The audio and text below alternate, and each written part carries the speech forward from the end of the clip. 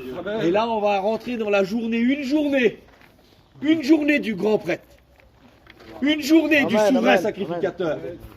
Je voudrais vous en parler et on va rentrer ensemble, que Dieu soit béni.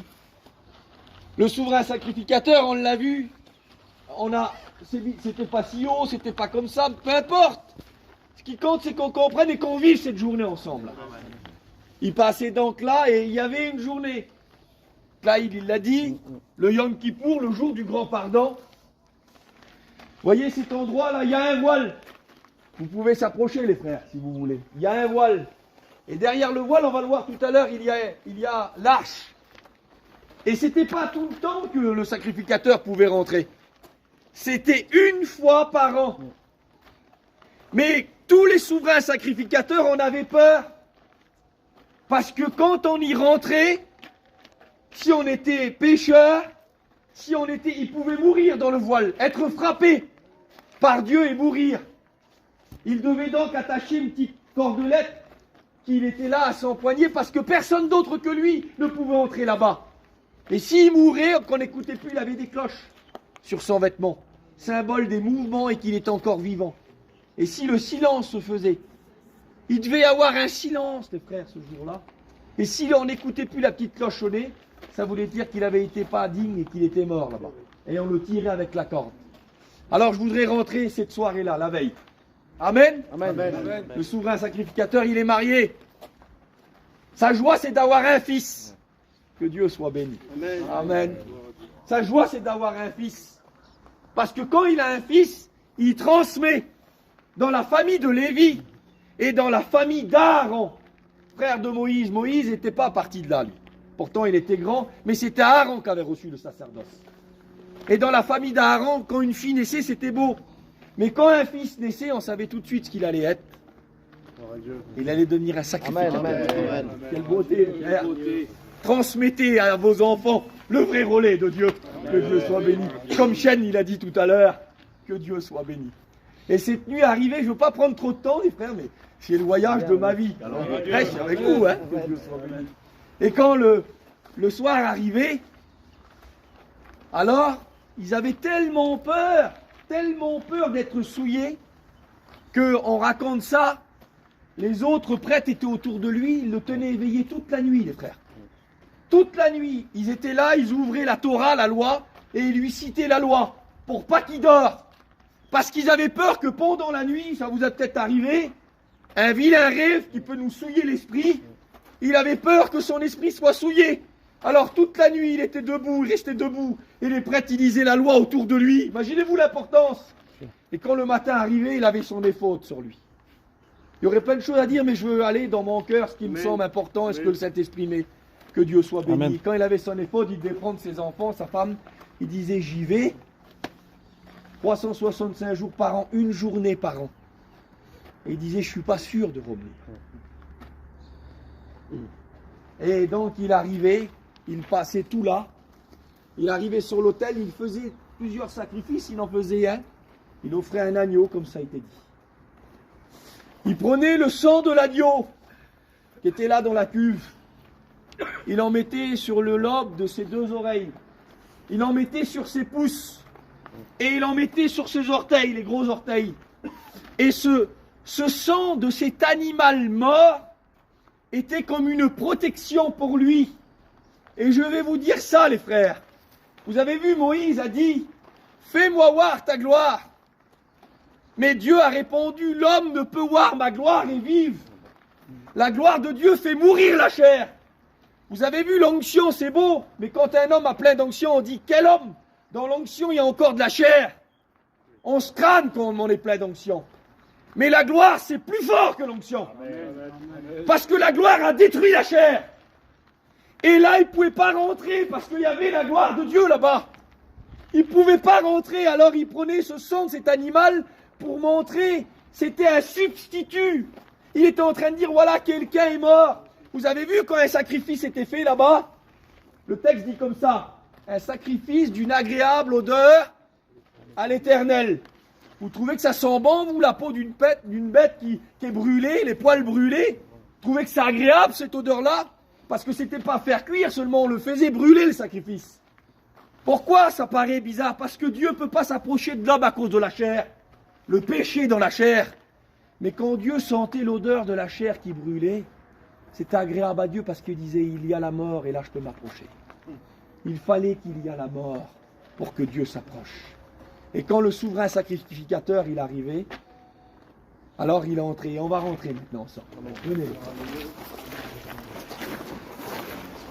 Il est entré comme ça. Et comme ça a été dit, regardez les frères. Regardez, approchez-vous tout près. Approchez-vous le plus près. Venez, venez les frères. Ils sont entrés. Voilà, reste là.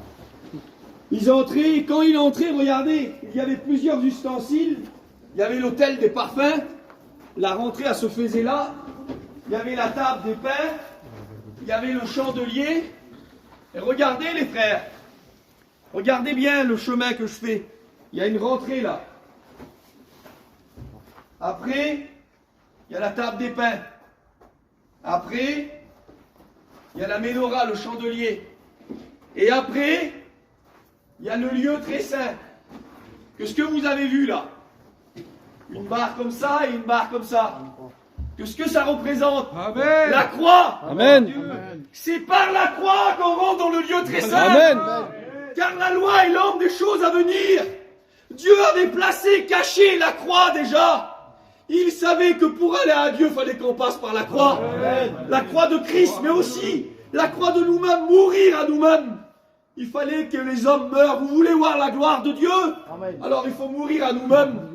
Et regardez, le sacrificateur, il faisait ça, il n'est pas l'ustensile, j'ai regardé, l'encensoir. Il prenait des charbons, allumait de l'autel, il allumait l'autel des parfums. La louange, elle naît du feu du sacrifice. Amen, amen, amen. Il y en a qui veulent louer, qui n'ont pas passé par le sacrifice. C'est des charbons du sacrifice qu'on a amené sur l'autel des parfums. Tu veux être un homme de louange? Alors viens au pied de la croix, que Dieu soit béni. Amen. Il prenait, il mettait, il avait l'encensoir. Et puis Peter, tiens voir ça. Il avait l'encensoir, il avait la corde au pied, les frères. Imaginez-vous la scène. Il arrivait là, son cœur devait battre, parce qu'il pouvait mourir de l'autre côté là. Mais avant de rentrer, regardez ce qu'il faisait. Lévitique 16, vous lirez. Avant de faire, il prenait de l'encens sacré. Il en mettait sur l'encensoir, c'était une petite poignée avec une corde, avec un petit réchaud, si vous voulez, avec des charbons. Et là, il se mettait à genoux. Il passait, il levait le voile comme ça. Il passait sa main avec l'encensoir. Et il balançait l'encensoir partout dans le lieu très saint. Pourquoi? Parce que la fumée de l'encensoir allait faire un écran. Écoutez, on croit toujours, on va le voir après. La fumée remplissait le lieu très saint d'un écran. Et là, c'était quoi? C'était l'homme qui disparaissait pour rentrer dans la gloire. Amen, amen, amen.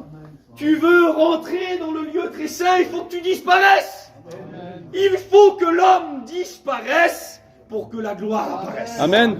Que Dieu soit béni. Amen. Et puis je vais dire, donc voilà.